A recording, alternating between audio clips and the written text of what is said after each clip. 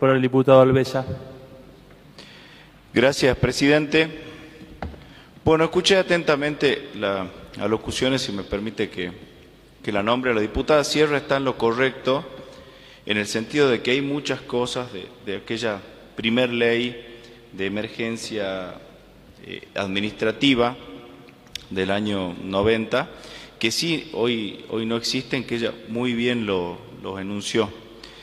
Pero creo que el argumento del por qué estamos tratando este proyecto hoy, esta prórroga de dos leyes, va en otro sentido totalmente distinto.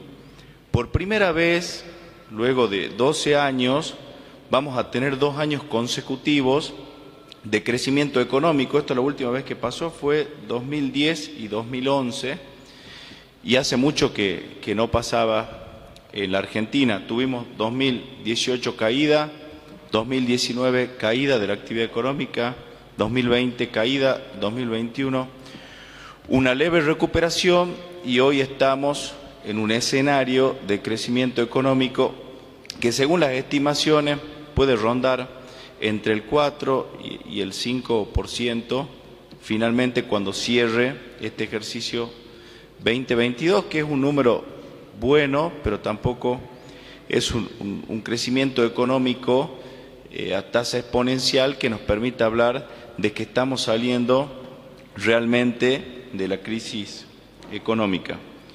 Lo que necesitamos es básicamente cautela, previsibilidad, orden, equilibrio, como bien decía otra diputada.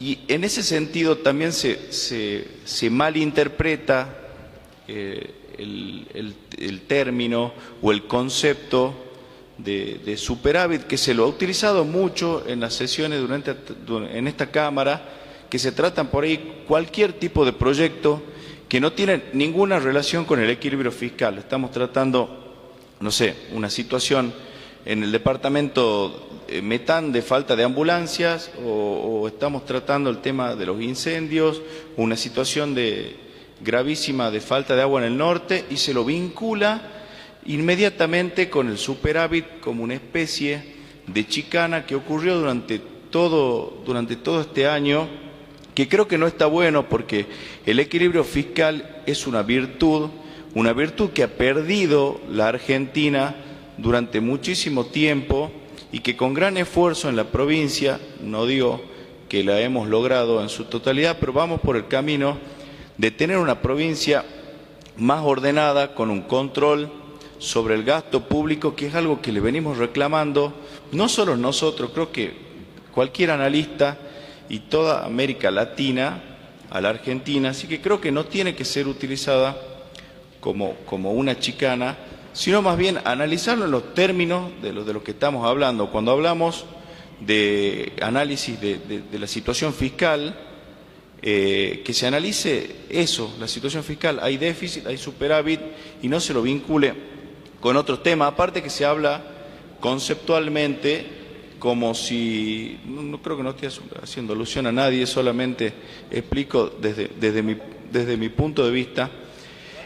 Creo que también se lo toma conceptualmente como si sería un dinero sin asignación específica, como si fuese una especie de vuelto que uno puede disponer como quiere, y esta no es la situación. Dentro de esos 10.000 millones que lo explicaron las autoridades económicas en repetidas circunstancias, tenemos dinero para agua y saneamiento, tenemos los servicios de la deuda, tenemos la provisión para los incrementos salariales, que eso en contabilidad, cuando uno hace una provisión, es un gasto cierto, no es una previsión que algo puede llegar a ocurrir. Una provisión es algo que va a ocurrir.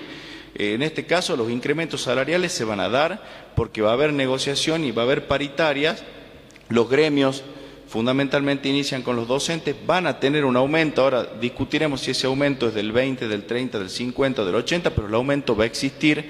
Entonces es un gasto cierto, por lo tanto hay una provisión que está contenida dentro de ese monto en el que nos referimos cuando hablamos de superávit. Así que insisto que es una virtud, y habría que recurrir a la honestidad intelectual, por lo menos en el sentido de referirnos a lo que se está hablando, ¿no? Y yo creo que hay que seguir apostando al equilibrio fiscal y también al desendeudamiento de la provincia. En materia de deuda, teníamos un stock de deuda en el año 2019, 620 millones de dólares estamos hablando, en el 2022 552 millones, o sea que hablamos de una reducción objetiva de 68 millones de dólares. En mayo tenemos que afrontar, mayo digo del año que viene, del 2023, hay que afrontar un servicio, un pago de deuda, un devengamiento importantísimo que tiene que estar previsto para poderse pagar, que según las autoridades económicas eso ya está contemplado y eso habla de un escenario de una provincia que es previsible.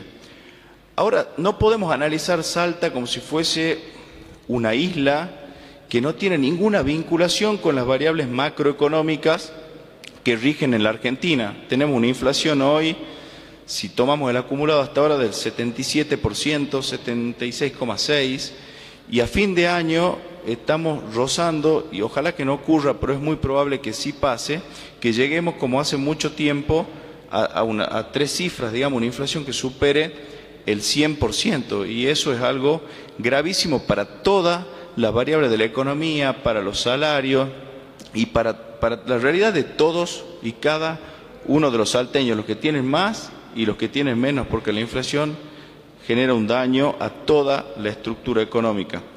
Registramos salarios en el norte de la Argentina, salarios los más bajos de la región, si lo tomamos en términos de dólar, porque tampoco tenemos controlada el tipo de cambio, la política monetaria, con un dólar blue a 320, con nuestra deuda dolarizada y la situación que todos sabemos del gran monto de deuda que tiene la Argentina, y a eso le sumamos el desequilibrio fiscal que tenemos histórico, que no hemos podido corregir, que si bien ahora hubo en este último semestre una reducción del 16% desde que asumió el nuevo ministro, tampoco podemos decir que son números, que no salimos de números que siguen siendo complicados.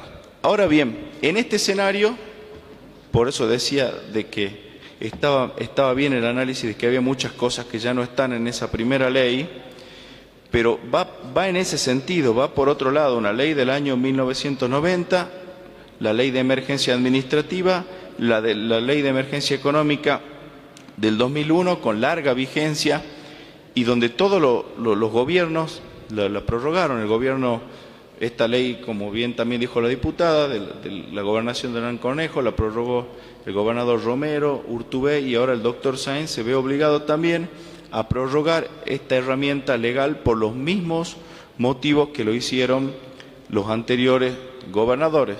Inclusive, si en el año 2003, cuando tuvimos realmente un crecimiento económico, se veía un panorama mucho más alentador de la Argentina y también de Salta, ni en ese momento se pensó en eliminar a nivel nacional la emergencia económica. ¿Cómo podemos pretender que una provincia que tiene el 75%, o si no es el 80% de los recursos de origen nacional, sea ajena a esa emergencia? O sea, la Argentina está en emergencia económica y Salta, que tiene el 80% de los recursos de origen nacional, no se encuentra en emergencia mágicamente. No sé, me parece que también habría que recurrir a un acto de responsabilidad en ese sentido.